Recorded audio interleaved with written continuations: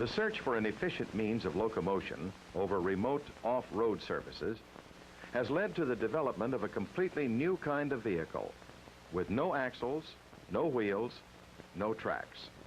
Instead, driving power is transmitted by weight-bearing rollers supported on bags of low-pressure air. The super-wide flexible airbags conform gently to the terrain over which they travel and are found to be ecologically non-destructive. Steering is accomplished by an articulating frame. Earlier models of the Bechtel Rolligon have been tested successfully on summer tundra, swamp, and sand.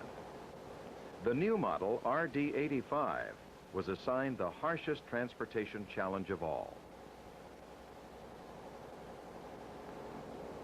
The midwinter landscape of Arctic Alaska, a vast mire of deep, dry snow, nearly uninhabited, untraversable. Its unsubstantial plains defy the persistent dream of year-round overland travel across the northern wilderness.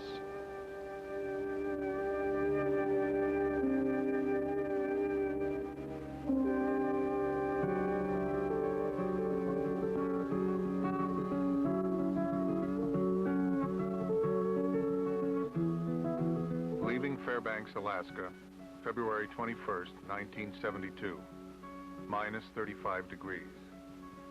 We have begun an adventure which some local skeptics, respectful of the northern winter, called impossible. Today we set out to prove the effectiveness of an experimental all-weather construction vehicle under the most rugged wintertime conditions. If we succeed, it may never again be said of this rich but perilous frontier that it is no place for man. Our plan is to drive 3 of the new model RD85s, fully loaded, in a self-sustained convoy from the center of Alaska to the Arctic Ocean, without the aid of snow removal equipment. Our route will extend northward from Fairbanks, over the Brooks Range, 686 miles to Prudhoe Bay.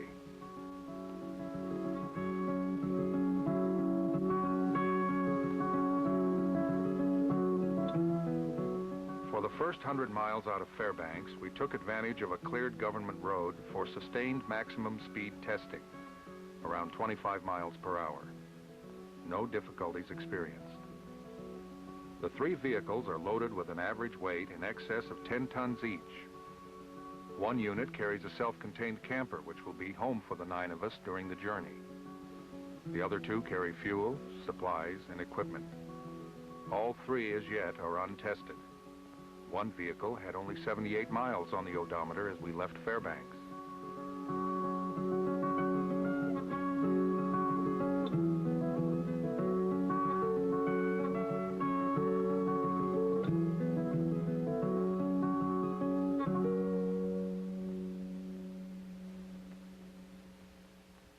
This afternoon, we drove on the ice of the Yukon River for about 30 miles, an adventure we would not like to go through again.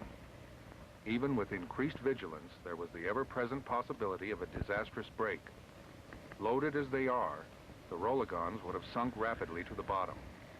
Time and again, we felt the ice begin to give way and the airbags pull themselves to a stronger footing. Still, it was the only practical route to Stevens Village, an Eskimo settlement near which we are camped.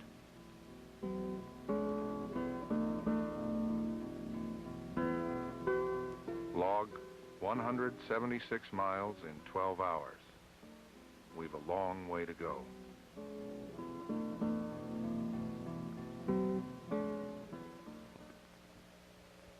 February 22nd. Having completed the first leg of our trip, we struck out across country for Bettles on the John River. For the first time, we encountered deep snow and high banks.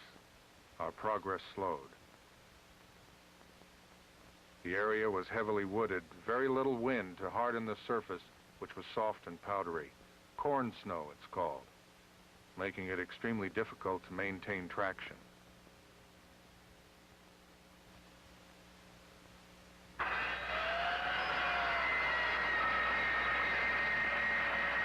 For most of this first day out from Stevens Village, We cut and lay logs to provide a footing over the steeper banks.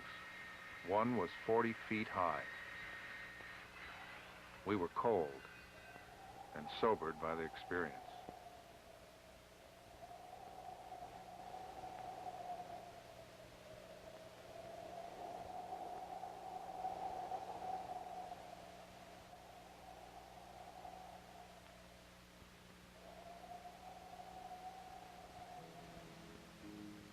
February 23rd.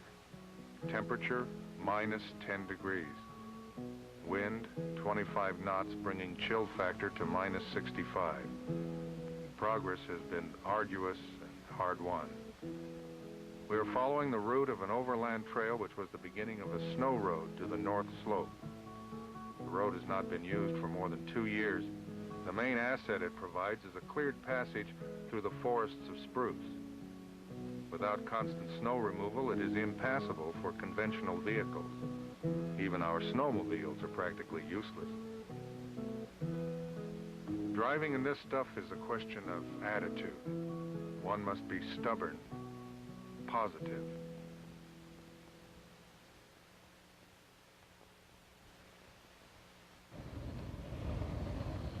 We find ourselves from time to time on snow 5 to 7 feet deep and grades that run to 10% or more.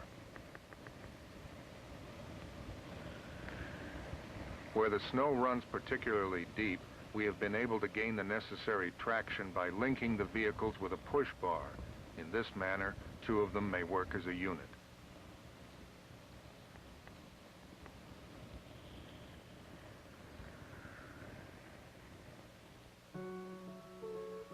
Today we took on fresh water at the Doll River near the Arctic Circle.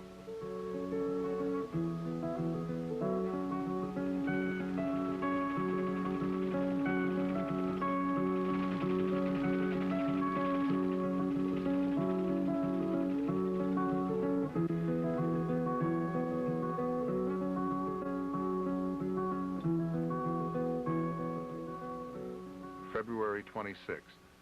The entire day was spent struggling to climb a long, steep incline, 10 to 12 degrees, in deep, powdery snow.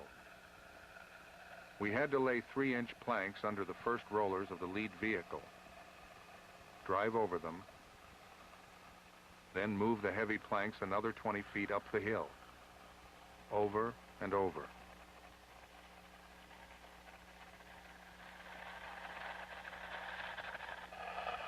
It was painful, back-breaking work.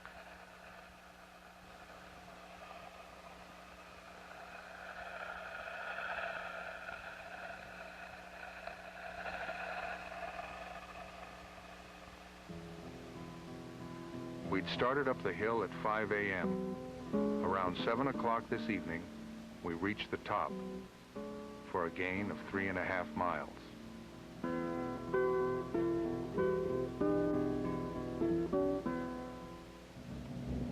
February 27th, Sunday, -20 degrees.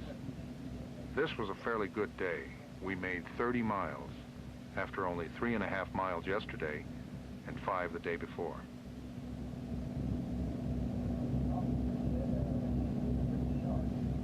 The temperature rose to the plus side, causing some melting of the surface and making it somewhat treacherous.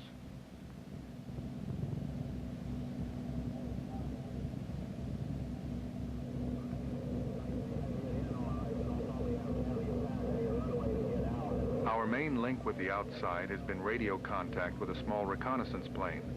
According to the pilot, we can expect to find harder packed snow beyond Bettles. Okay, well, the progress we're making right now, Halfie might be there in about an hour then, over. Looking at the footprint of the vehicle ahead, it is hard to believe that its gross weight is somewhere near 40,000 pounds. Yet a man jumping off the bed will sink to his chest.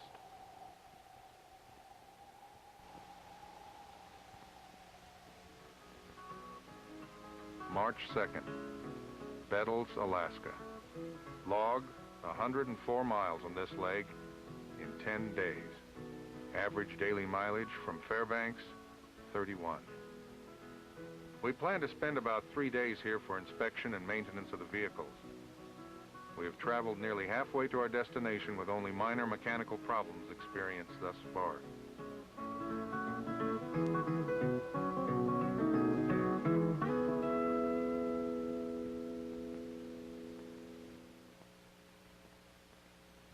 March 6th, minus 20 degrees, clear. Our route during the next leg will follow the John River upstream beyond the tree line to Tuvik Pass. We have been running on lighter snow of about 2 to 3 foot depth, and our mileage is picking up.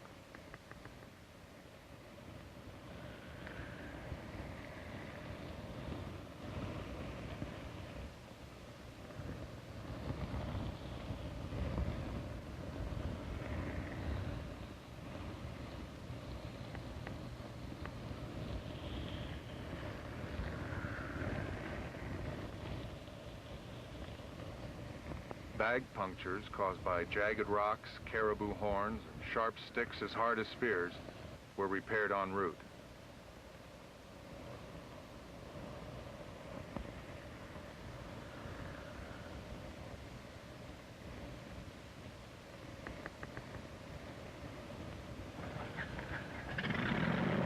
Today, the pilot brought a store of fresh provisions.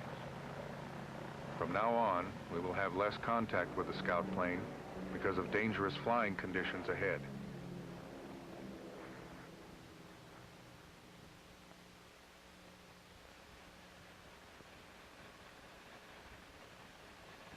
March 8th, climbing the Brooks Range. High winds brought the chill factor to around minus 70 degrees.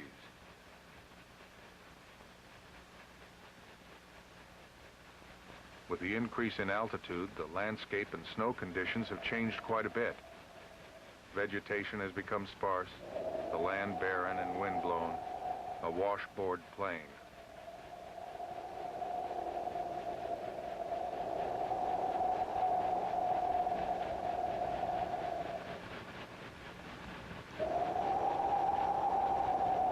Driving on the John River hour after hour, we would occasionally splash through the thin top layer of an overflow, causing ice to build up on the drive rollers.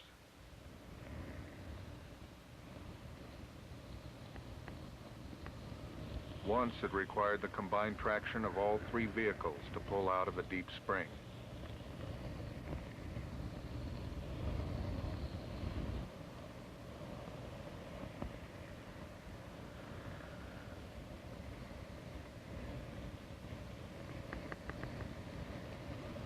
Log, 55 miles from Bettles in 2 days.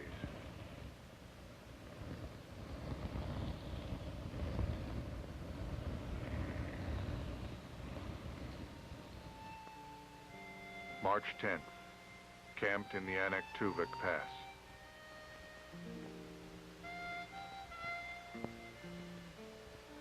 Tonight, the crew is unusually quiet, due partly to exhaustion, partly to the overwhelming remoteness of the place.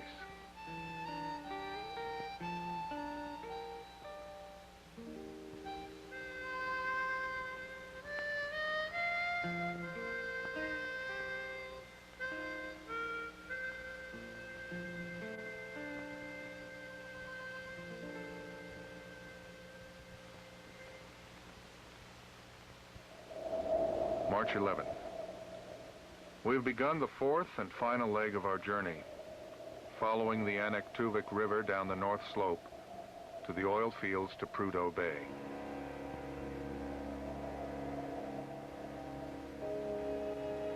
We saw hardly any vegetation, only snow blending in the sky, with no horizon to mark one from the other.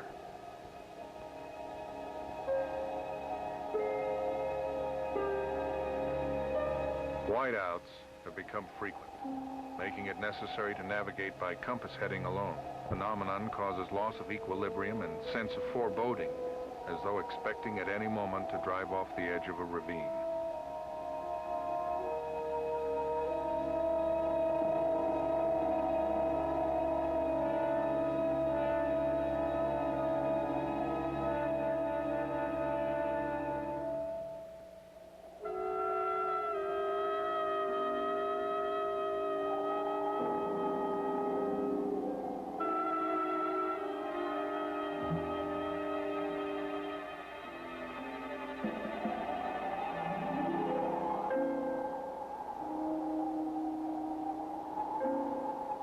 The challenge of this expedition is no longer a mechanical one.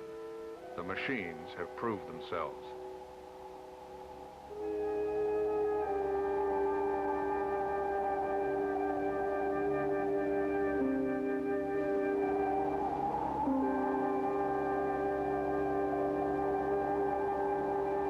March 12th, temperature minus 40 degrees. This morning we met a geophysical expedition traveling on tracked vehicles. They'd been plodding along at a noisy, bone-rattling 2 miles per hour. After that, at 15 miles per hour on our airbags, we were speeding across the snow. It improved the general mood considerably. March 14th. The first oil derrick was spotted near Achillic Wells early in the day. No tree was ever prettier. From there, it was an easy run to Dead Horse on the Prudhoe Bay, snow flying all the way.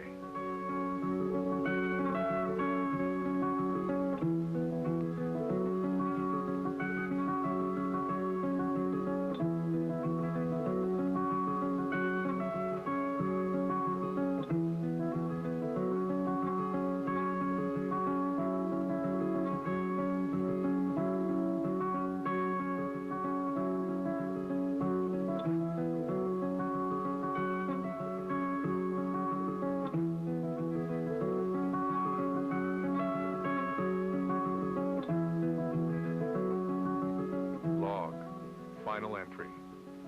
Arrived Prudhoe, 17 days from Fairbanks. No major breakdowns or equipment failure along entire route. Surviving nearly 700 miles of extreme Arctic conditions, the Bechtel Rolligon RD-85 has demonstrated its wintertime capability for use in transportation and construction in remote polar regions. There is much to be done, much to preserve.